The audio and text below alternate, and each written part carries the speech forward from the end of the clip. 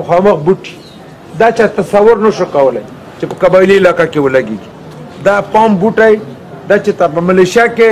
او په اسلام آباد کې نه موږ بدنام کړي یو، نه موږ تهمته جوړ کړي یو، نه قوم داسې نقصان ته جوړ کړی دی چې موږ قوم ته څوک ګوته ونیسي چې تاسې سټیټ اګینسټ دلی یو. نو ټیک ته یو حق د ډیموکراسي حق دی هر چاله چې خپله خبره کوي. خو بیا باندې زه بیا هم د خپلو مشرانو ډېره شکریا ادا کوم. دغو وجې نه دغو ښو مشرانو وجې نه الحمدلله موږ داسې تکلیف و مشکل ونه لیدو لکه د وزیرستان نه واخله بجوړه پرې یوه فتنه راغلې وه ټول خلکو ته پکې اوه کاله کرفي پاتې شوه. موږ پکې الحمدلله د مشکل نه الله پاک عزت هم بچ شو او بې کوره هم نه شو، کیمپونه له هم نه لړو. نن الحمدلله که هر څنګه وخت تېر شو بس بیا ما ژوند سلسله روانه ده. نو انشاءالله تعالی چې دا زه د فوجي مارکېټ ټولو دوکاندارانو له یقین ورکوم چې داسې زیاتی او ظلم ونه کېږي د 2027 پورې و 2027 نه مخکې چې په کومه خبره باندې تاسې خوشحال و تاسې پرې راضي وو بیله خبره ده او چې دوه سره راضي وي بیا کې کار څه دی قاضي او که خدای نخواسته تاسې خوښه نه وه نو انشاءالله زیاتی و څوک سره نه کوي که خیر وي. او باقي چې کله هم کومه خبره وي موږ د علاقې موږ د عوامو چې څنګه مخکې ذمهواري پوره کړې وو که موږ په پارلیمنټ کې وو که نه وو موږ له خلکو په 2018 کې ووټ را کړی وو موږ یې منتخب کړي وو. نو دا موږ ونه کړل چې موږ پارلیمنټ ته لاړو ایثار شو نو موږ عوامي ذمهواري ختم شوه. موږ د منتخب پارلیمنټیرین نه زیاته ذمهواري پوره کړې وه. موږ د 15 کاله په خپله علاقه کې موجود وو او موږ چې عوامي کومه خبره وه موږ پکې موجود وو و هغې وجې نه تاسې عوام په موږ اعتماد کوو موږ له عزت راکوو چې څنګه مې 2013 نه واخلی 2021 پورې راکړی دی انشاءالله په 2024 کې هغې نه زیات عزت راکوو. تاسې ته ښه پته ولګېده چې اوس کم خلک ولاړ دي وټونو ته او کم خلک یې وټونو نه ځان پټ کړو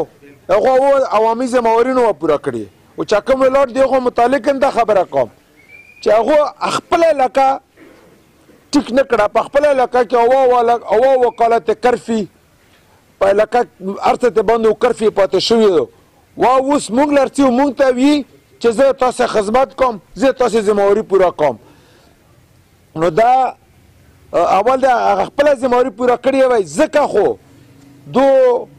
پی ټي آی ټیکټ باندې انتخابات کوي ځکه جی آی په ټیکټ انتخابات کوي چې دو خپل ووټ نشته. زه چې یم دا خبره قوم نه مقدر ټول ماشاءالله ایجوکیټډ او پوه خلک د علاقې معتبره خلک ناست یو چې زه مسلم لیگ له تلی یم صدقه جان دی ما خفه کېږي د مسلم لیگ ووټ موږ په خیبر کې 1000 ووټ هم نشته خو زه تلی دغې لپاره یم چې راتلونکی وخت د مسلم لیگ دی مسلم لیگ دغه ملک خدمت کړی دی. مسلم لیگ خپل د پنجاب صوبه باندې یادېدل ولته وزیر اعلیګان پاتې شوي دي خپله صوبه یې آباده کړې خپله صوبه کې امن راوستلی دی خپله صوبه کې خوشحالي راوستلي یو خپله صوبه کې ترقي راوستلي یو په خپله صوبه کې بېروزګاري ختم کړې یو او بیا ملک له کوم کارونه کړي دي که هغه موټروې شي که هغه موږ نیوکلیر پاور شي که نور کوم څومره کارونه یې کړي دي نو هغه موږ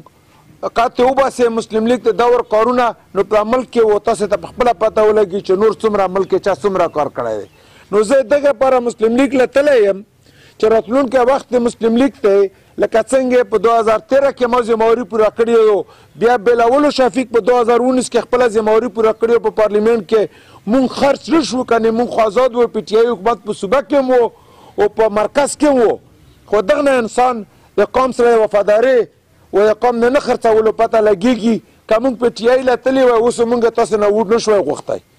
الحمدلله چې بلاول و شفیق څومره کار کړی دی په خپل ټینور کې